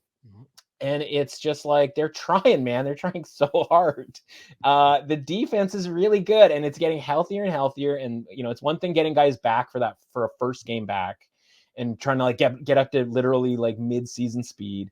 And then it's another like getting them back for that second, third game, right? So the secondary, Jeremy Chin, JC Horn, like you just go through the box score against the Saints, and you're just like, oh yeah, like there's a lot of dudes now all of a sudden on this Panthers team. But the offense is just like it's not even like bad. There's just, again, we've talked about this before, like there's just nothing to it.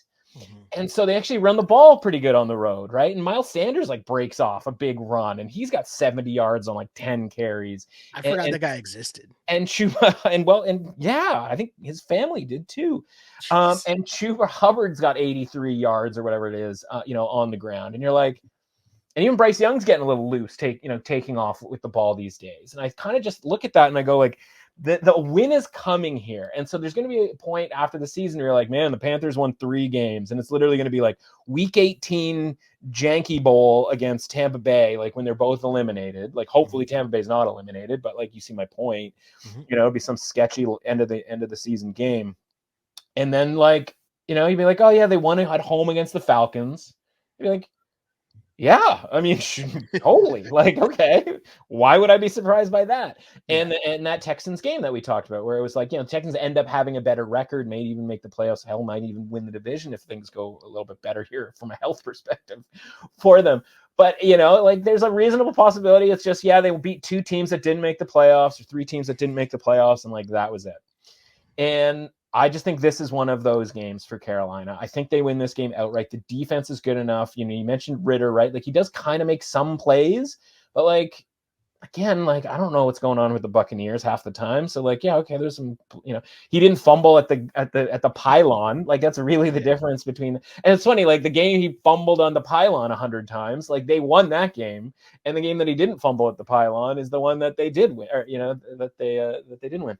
So it's like, who knows what you're going to get with the Falcons. But like, isn't this a very similar game than they played against the Jets 2 weeks ago from like a matchup perspective? Yeah, you're getting a couple extra points here. You are not facing Tim Boyle. You're at least facing Bryce Young, who like might be all sketched out at this point from his experience through the first part of this season.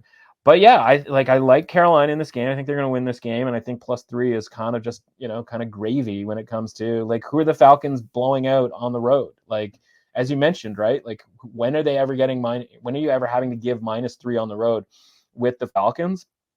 And it's like, you say like, oh, against Carolina, like that makes sense. I'm going to stay with never, like just never. So if my stance is never, then this qualifies as, never. So Carolina +3. I was honestly one of my favorite plays this week, as sick as that sounds. This is going to be funny, but I'm just not changing the pick for the joke of it all. for the content. For the content, doing it for the content over everything. I'm joking, but like the reality is it's like, all right, Falcons, Panthers, do your thing. Desmond Ritter, Bryce Young, don't you dare miss it. Let's keep it going here as we got the Commanders who are at the Rams at home, and the Rams are laying 7 points. That is a lot of points. I understand that.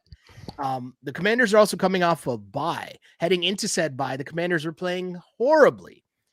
Same time, though, been riding the Rams now consistently for a very long time. I think we sniffed it out that the Rams were a lot better than most people thought before a lot of people started to switch that opinion. When we watched them play the Niners earlier on in the season, as long as Matthew Stafford is healthy-ish, Cooper Kupp is healthy-ish, and Puka is just a star, I'm going to lay the 7 points with the Rams. Not going to really like it, but I'll do it because I need to see what the Commanders are saying coming off their bye. Are they serious about anything? coming off the bye, or are they still, I won't say the NBA equivalent to 1, 2, 3 Cancun, but Right. whatever the NFL version of that would be. I think there's a lot. There's certainly enough at this point, as of this taping, of -6.5s that for grading purposes. I'm always looking out for you here, and I'm also always looking out when it's going the other way. But I think Rams -6.5 is fine for purposes of your grading. The problem is I don't know that I like the Rams -6.5 or -7. I do sort of conceptually, but like the problem is exactly how we've talked about some of these other games, other teams, right? The idea of the 1, 2, 3 Cancun and whether that exists in the NFL. And the reality is every time you think a team is toast and they're like, oh, their season's done, they're just going to wrap it, from here on in, right? Like it's one thing if we're handicapping the Raiders this week on the idea that like they were done and we were, and the Chargers with Herbert were, coming in and, it's Chargers -4.5 and we'd be like, oh, the Raiders are toast. The Raiders are the favorite in that game, right? So the idea there is like the handicap is just like, no, the Raiders, even if they're trying their absolute hardest with everybody healthy, we didn't even mention Max Crosby potentially not being able to play or at least being compromised based on his health, where like 2 weeks ago it was a miracle that he was able to play in that game against the Chiefs. The problem is like this is yet another sort of referendum, if you will, on the idea that like, oh, does this team just like not care anymore? Because as you mentioned, the Commanders coming off of a bye here, if there was ever a time where they were going to like have things a little bit more buttoned up than they did in some of these games where they were playing just frankly way better teams, are the Rams way better than the Commanders? Like, no. Do the Rams have like a distinct home field advantage? No. Like, can they, in theory, take advantage of the Commanders from like a pass defense perspective, the way the Dolphins did? Like, sure, they could. And like, honestly, that's why it's not like Hammer City on, finding the 1 or 2 7s that are out there and betting Washington +7. It's more just like, how many times do you want to bet against a team because you think that they're toast only to realize that they are professional players with plenty of season left? And it isn't about, oh, the season's done, so I don't care anymore. Like every single one of these guys in the NFL is playing for next year. Yep. Contract, staying with the team, putting stuff on tape. Eye in the sky, don't lie type stuff. So no, like Ron Rivera is not coming back next year, right? But like Eric Bieniemy's out here still trying to get a head coaching job. It's like he's still going to call the good stuff. Sam Howell is by no means entrenched as a Hall of Famer that can't be usurped at any given time. Or, and by the way, some of these guys want to win games so that they don't have a high draft pick next year, so that they don't get replaced by said high draft pick. If Sam Howell, if the Commanders are ended up like with the 5th overall pick here and Jaden Daniels is sitting there, like Sam Howell's job's all of a sudden in jeopardy. If they end up 14th, then all of a sudden, like, oh, you know what? Let's grab a defensive lineman or the best offensive lineman or something along those lines, right? Like that's how the draft works. You would just stick with the cheap option in Sam Howell instead of like doubling up. So like all these guys are still trying. They've had 2 weeks. The Rams had like honestly a really rough, obviously overtime rain type game last week. And they're asked to win by 7 points. And honestly, there are some 7s out there that you can get. Over at the score bet right now, you can get, +7 at -115 on the Commanders. Like asking the Rams to win by more than 7 points. It's a lot. That's a lot, man. The Rams are, I like the Rams a lot. I like the Rams as like an underdog or like a team that can take advantage of certain things and win by 3, 4, 5 points. But like even the game against the Browns, like that was a very close game 2 weeks ago. And it just got a little loose at the end, right? Off of one interception. Like I can see the Commanders coming in and winning this game and everybody sitting back going like, well, I thought they were done. I thought right. It's just like every year we have to remind ourselves, and instead of losing a bunch of bets from week 15 through week 18 on the idea that this team quit or this team, whatever, it's like, let's just handicap them based on actual, just on the field matchups, like as you normally would. And if that's the case, then the Commanders kind of have to be the bet here. Nope, totally get you. Totally understand. I just want to see where the Commanders are at and how hard Ron Rivera has been working during. No, I'm joking. We will continue with the Niners, who are 13.5-point favorites on the road in Arizona. Arizona also coming off of a bye, just like the aforementioned Commanders.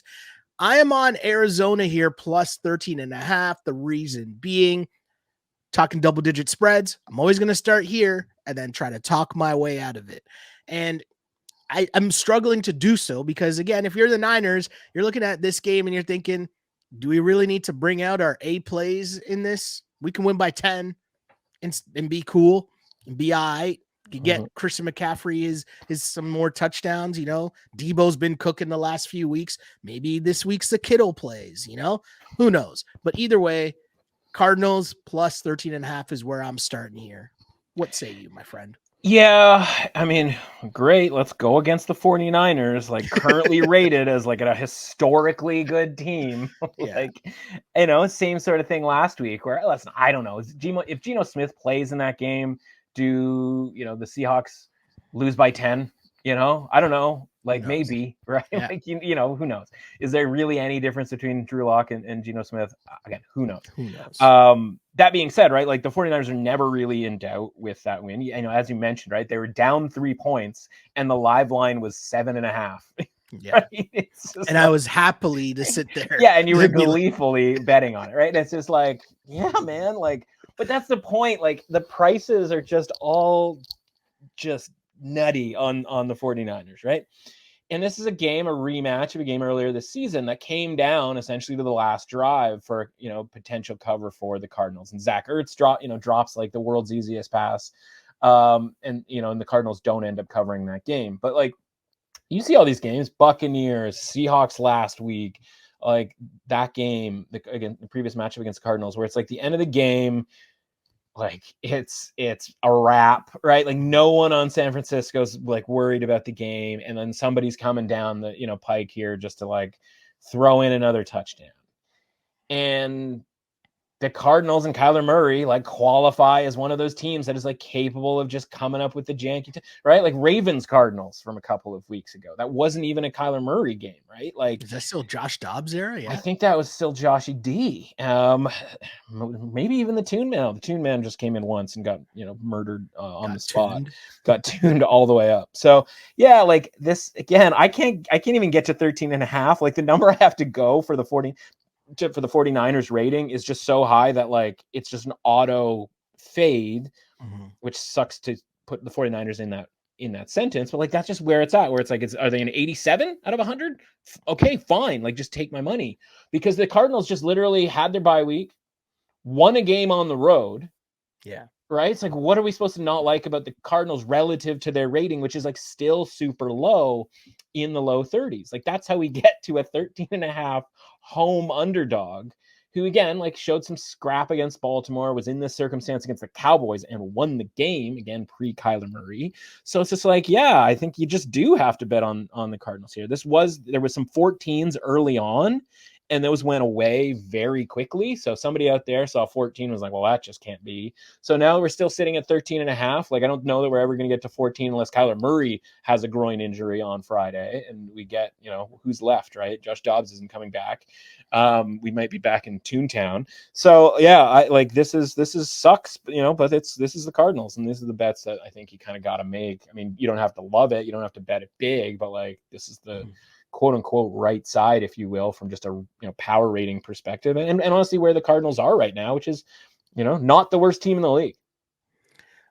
No, totally with you. Totally got it. And I can already just see like Debo, McCaffrey, and Kittle just yucking it up on the sidelines late in the fourth, joking around about, oh, you're taking my touchdowns, ha ha ha ha, ha, whatever. Right, 31-21, right? And it's like, yeah, they actually didn't cover, but you never sweated, basically.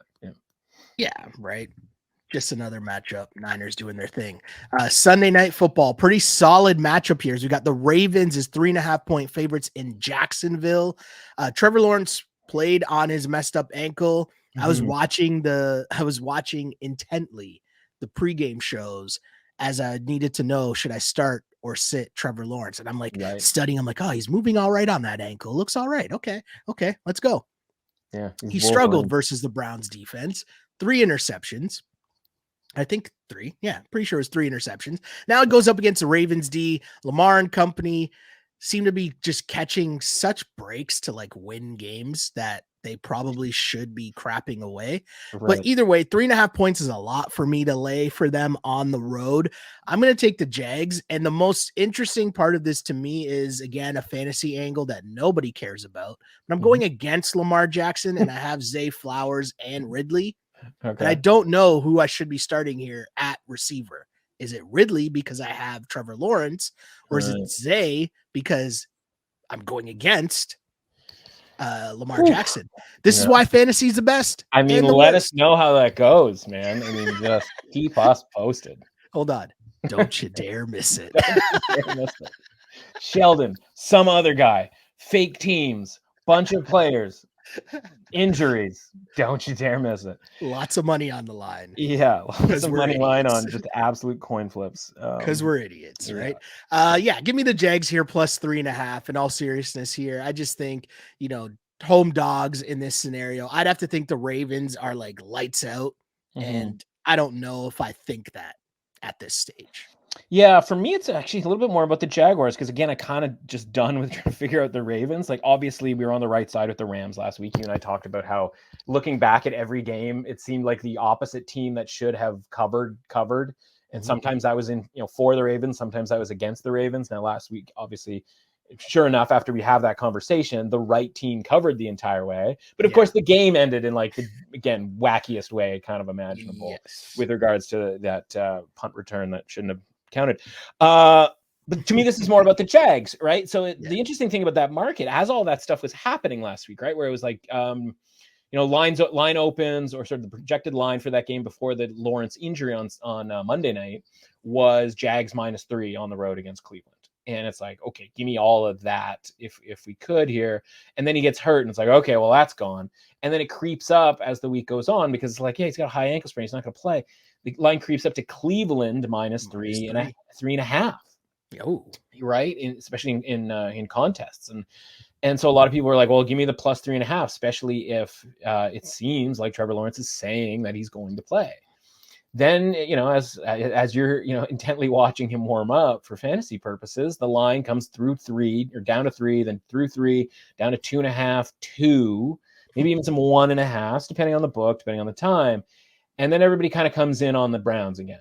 And it kicks back up to like 2.5. I don't think it really got back to 3 as far as like close is concerned, but in the last hour before the kickoff, it definitely got back to 2.5 for Cleveland, which is funny because if like the idea is Trevor Lawrence is healthy, he's back, then the line should be maybe not 3 for Jacksonville, but like they should be favored. Yeah. And then but the market goes like, no, like we're not going all the way back. We refuse.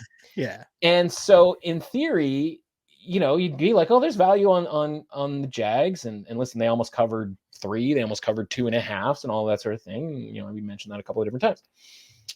The problem is the actual end result, whether it's the final score, the box score, watching that game with your eyeballs, Jags were never the right side in that game.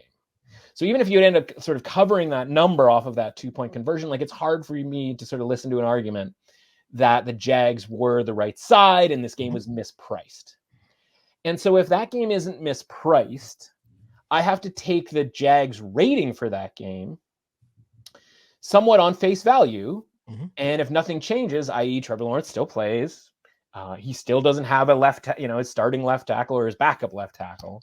If Christian Kirk, who is obviously out for the season, if he's still not in there, and, obviously the Jags defense bit suspect as well. If all of those things still exist, that rating for me, just sort of by rule, has to apply to next week, right? We have to take that same rating that they closed at against Cleveland with these circumstances, knowing that Trevor Lawrence was going to play in that game, and we have to take that to next week. And if that's the case for this game, then the line's got to be like 6.5 for the Ravens. So the assumption here by having this line fall down to 3.5 and sort of teetering back and forth between 3.5 and 3 is that Lawrence is going to be so much better. The offense is going to be so much better, and the defense is going to be better. But like the only thing that I can sort of rely on in those 3 circumstances is Lawrence being healthier. But like they don't still strike me as an offense that's going to be clicking. Because like their best weapon on the other side, I mean, Ridley, obviously a really good weapon, but like their second best weapon is like Evan Ingram. Yeah.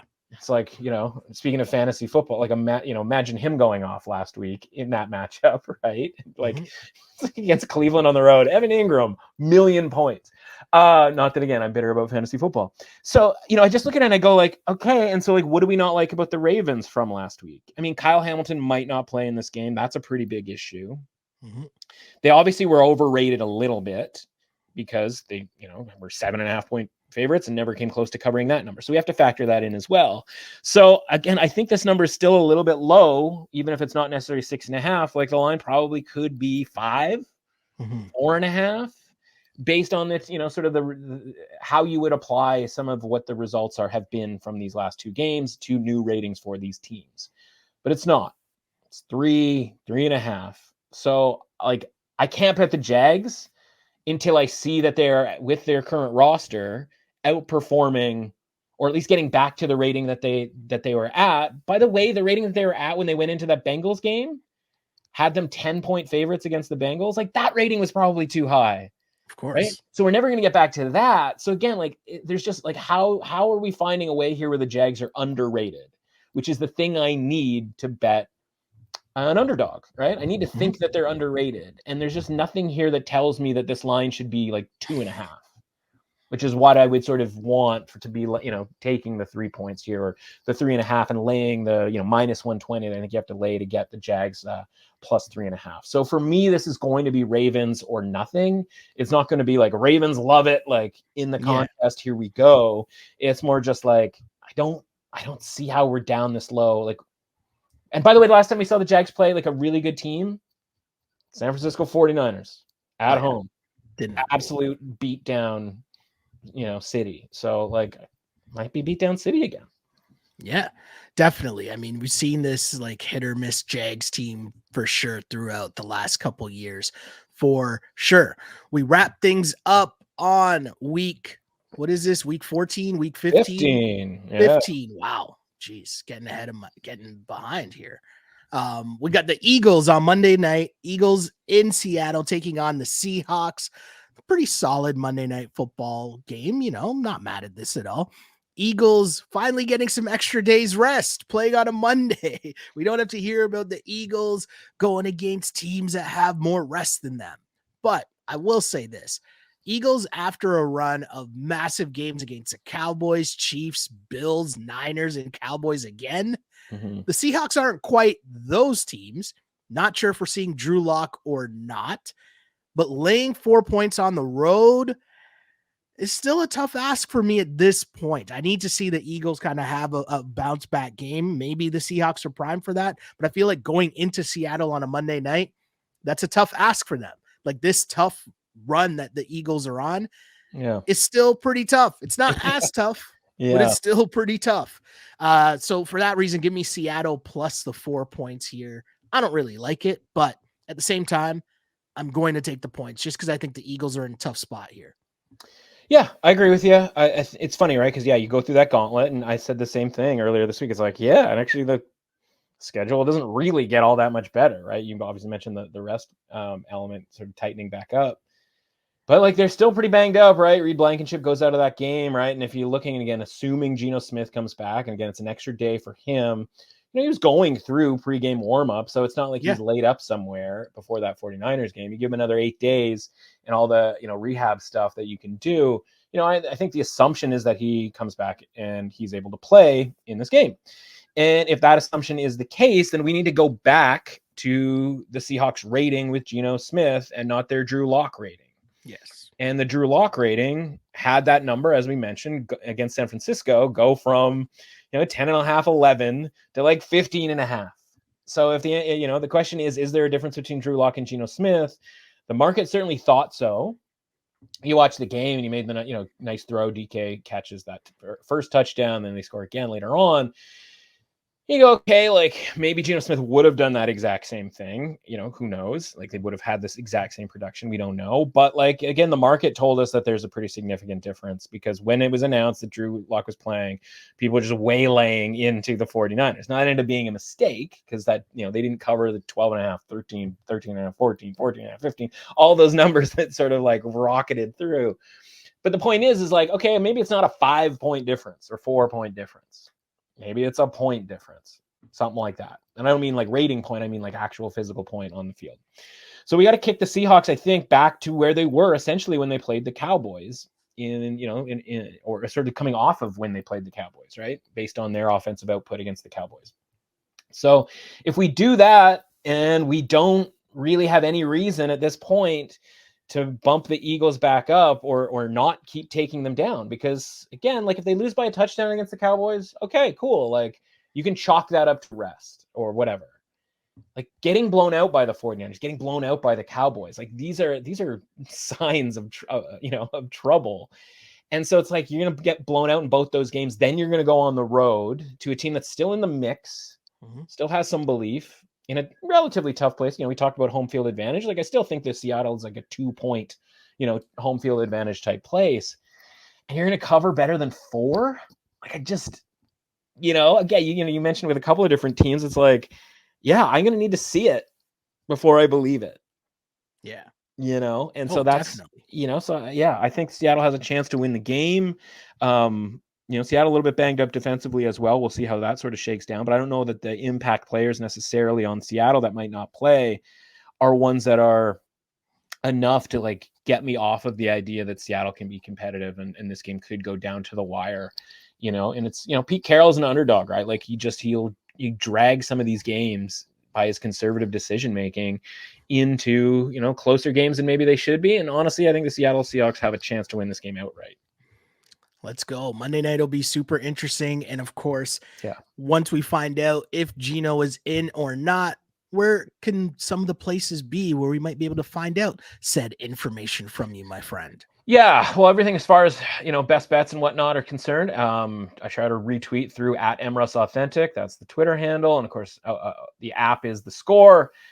Flip on over to the bet tab, all of our betting stuff over there. Busy week as far as NFL stuff. Bowl season is upon us. That Saturday is going to be electric, starting with everybody's favorite matchup, Georgia Southern and Ohio. Banger that's going to be. But that's going to get cooking in a big way over these next few weeks. If you think that, holiday season, that means we're going to take some of this time off. No, it only gets crazier. Now we're going to do things a little bit differently as far as trying to jam as much stuff into as few things as possible. We're not going to necessarily have full player prop articles on Christmas Eve, but we will have basically best bets for every week, every essentially segment of the college football bowl season. And of course, we've got all kinds of hockey. Had a big hockey night last night. But we got hockey stuff and NBA stuff as well over from guys who know better than me about both of those sports, at least at this point in the season. Go Leafs, go. Go Leafs, go. Yeah, big win for the boys. Yeah. Plus 150 underdogs. Let's go. You can find me on the app formerly known as Twitter @Shell Alexander and on Instagram @Sheldon Alexander. Lots going on. We still got the Raps pod going, the diehard Raps fans. I'm here for a therapy session after each and every night as the losing streak continues. Here to help y'all there, or even give you insight on the opposite team in terms of who they're playing. We do a lot there. Therapy couch, challenge pod still up and running. We got the DVP pod up and running. Lots going on. Just follow the socials, get caught up because we keep you entertained all week long. So thank y'all for tuning in. Remember to like and follow the pod wherever you get this podcast. Bless us with a like and a share and a retweet and all that other fun stuff. Rate us and review us. All the normal spiel that you get from everybody doing podcasts. Really appreciate y'all. And as I always say, I used to pray for times like this to rhyme like this. This is the Clutch Picks Sports Betting Podcast. As always, unpolished and unapologetic. Until next time, see ya.